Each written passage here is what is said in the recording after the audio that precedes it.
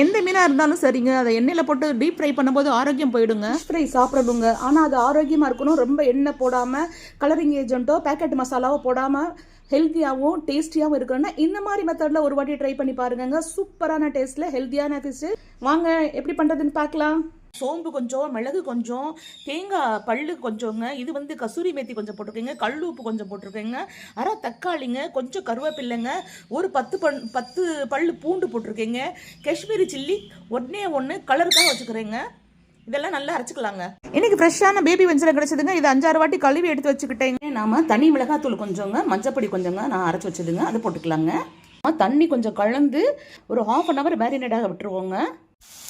மீன் இந்த மாதிரி தவால போட்டுங்க, ஒன் சைடு ஃப்ரை ஆனாலும் இன்னொரு பக்கம் போட்டு பெரட்டி போட்டு எடுத்துட வேண்டியதாங்க. நம்மளோட சூப்பரான பேபி வஞ்சரம் ஃபிஷ் ஃப்ரை ரெடி ஆயிடுச்சுங்க. இந்த ரெசிபி உங்கள் எல்லாருக்கும் பிடிச்சிருச்சுன்னா லைக் பண்ணுங்கள், கமெண்ட் பண்ணுங்கள், ஷேர் பண்ணுங்கள், சப்ஸ்கிரைப் பண்ண மறந்துடாதீங்க ஃப்ரெண்ட்ஸ்.